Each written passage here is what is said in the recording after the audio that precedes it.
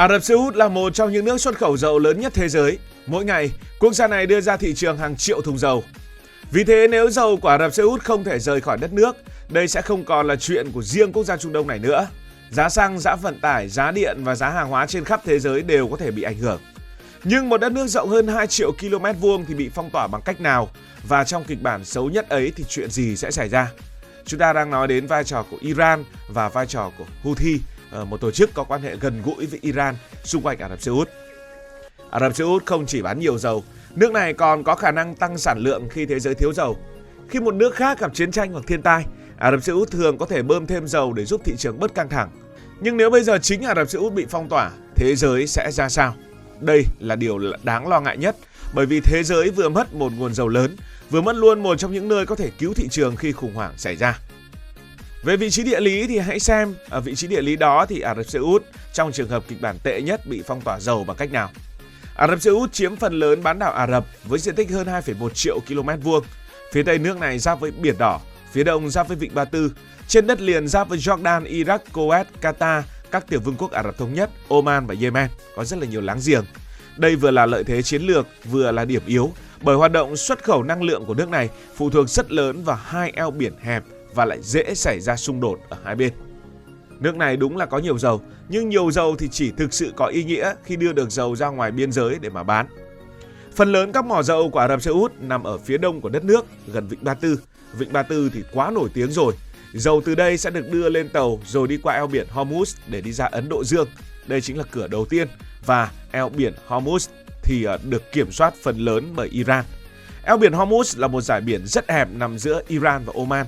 Đây chính là tuyến đường sống còn không chỉ của Ả Rập Xê Út mà còn của nhiều nước xuất khẩu dầu mỏ khác như là Kuwait, Qatar, Iraq, các tiểu vương quốc Ả Rập Thống Nhất. Nếu eo biển Hormuz bị phong tỏa, bị giải thủy lôi, bị tàu chiến chặn hoặc bị tên lửa đe dọa, tàu chở dầu sẽ rất khó đi qua. Và cái điều này thì nó xảy ra rất thường xuyên trong khoảng một vài tháng trở lại đây rồi. Đó là cửa đi ở phía đông của Ả Rập Xê Út. Cửa thứ hai, cửa còn lại là ở phía tây. Thì Ả Rập Xê Út có một tuyến đường ống rất lớn chạy xuyên đất nước. Dầu từ miền đông có thể được bơm sang cảng Yanbu ở bên bờ Biển Đỏ, tức là về phía tây. Từ đây tàu dầu có thể đi xuống phía nam qua eo biển Bab el-Mandeb để đi ra Ấn Độ Dương, hoặc đi lên phía bắc qua kênh đảo Suez để đến châu Âu. Như vậy, Ả Rập Xê Út có hai đường lớn để dầu đi ra ngoài. Một đường qua eo biển Hormuz và một đường qua Biển Đỏ. Nếu cả hai đường cùng bị đe dọa, Ả Rập Xê Út sẽ rơi vào tình thế khó khăn. Họ có hai đường thì hai đường này có thể bị phong tỏa bằng cách nào?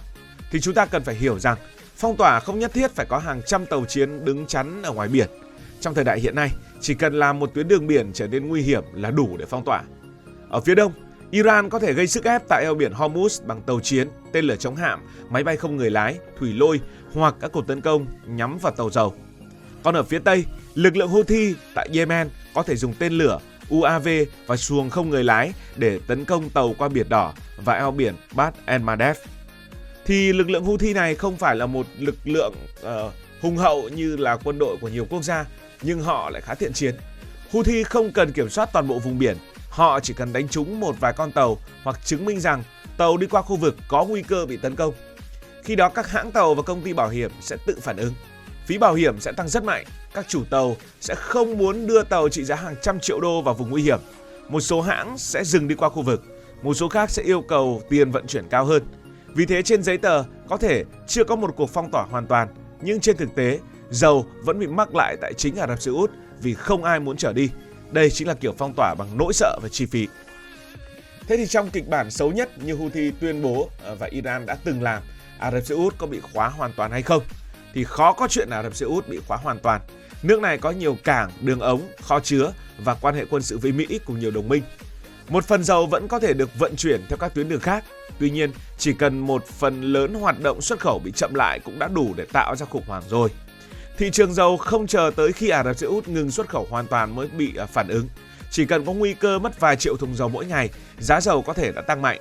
Nói đơn giản, không cần đóng toàn bộ cửa, chỉ cần làm cái cửa nó hẹp lại, nguy hiểm hơn, đắt đỏ hơn là thế giới đã bị ảnh hưởng. Điều đầu tiên xảy ra sẽ là giá dầu tăng. Các nhà đầu tư thường phản ứng rất nhanh với tin chiến tranh và phong tỏa.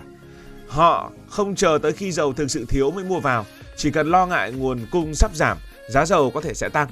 Nếu việc vận chuyển dầu của Ả Rập Xê Út bị gián đoạn trong thời gian dài, thị trường sẽ thiếu một nguồn cung lớn. Các nước như là Mỹ, Nga, Brazil hay là Canada có thể phải tăng bán dầu, nhưng họ khó bù ngay toàn bộ lượng thiếu hụt.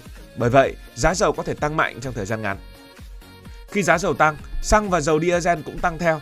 Xe tải chở hàng sẽ tốn thêm nhiều tiền nhiên liệu, tàu biển phải chi nhiều tiền hơn cho mỗi chuyến đi, máy bay cũng phải trả nhiều tiền hơn cho nhiên liệu hàng không.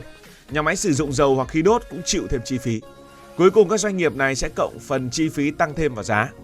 Một cái món hàng dù không liên quan trực tiếp đến dầu vẫn có thể tăng giá vì nó phải được vận chuyển bằng xe tải, tàu biển hoặc máy bay, ví dụ như là bát phở của chúng ta chẳng hạn. Đó là lý do khủng hoảng dầu mỏ thường kéo theo giá cả tăng trên diện rộng. Không chỉ vậy, nếu Biển Đỏ và kênh đào Suez trở nên quá nguy hiểm, hàng loạt tàu biển chạy giữa châu Á và châu Âu sẽ phải đổi hướng. Thay vì đi theo tuyến ngắn qua Biển Đỏ, họ phải vòng xuống mũi Hảo Vọng ở cực nam của châu Phi. Quãng đường khi đó dài thêm hàng nghìn cây số, thời gian vận chuyển tăng thêm từ 10 cho đến 20 ngày, thậm chí lâu hơn tùy điểm xuất phát và điểm đến. Đi đường vòng thì tất nhiên lại tốn tiền hơn.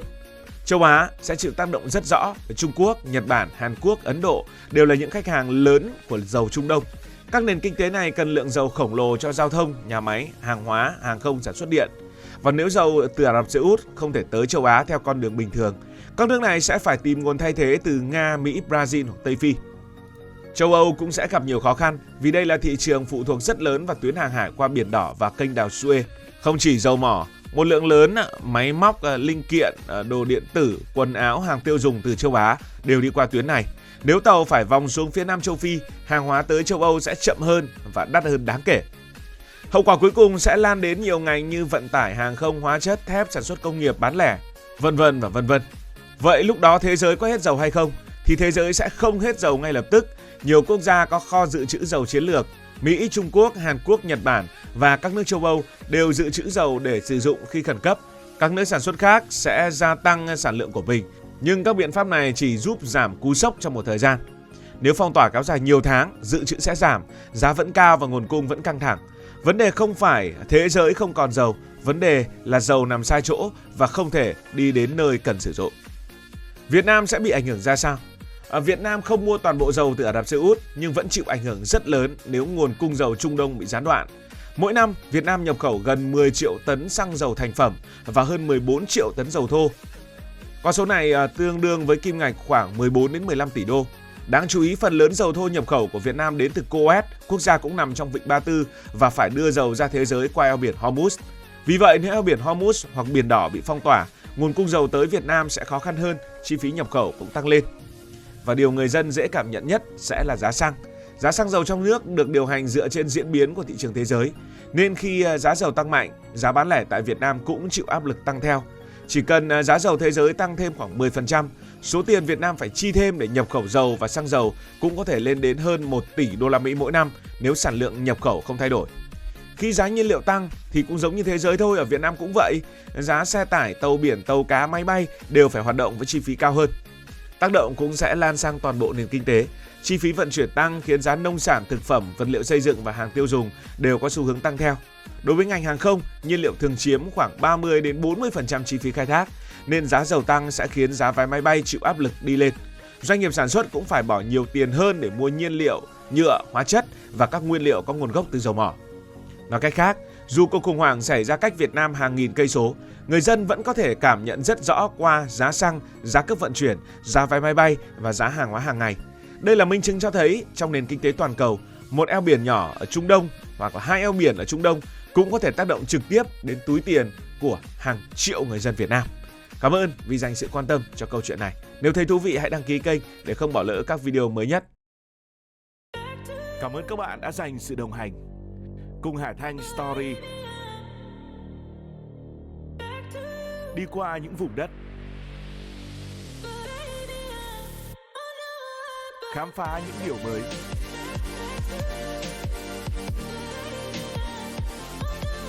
Đừng ngần ngại, hãy để lại những góp ý và xin được hẹn gặp lại.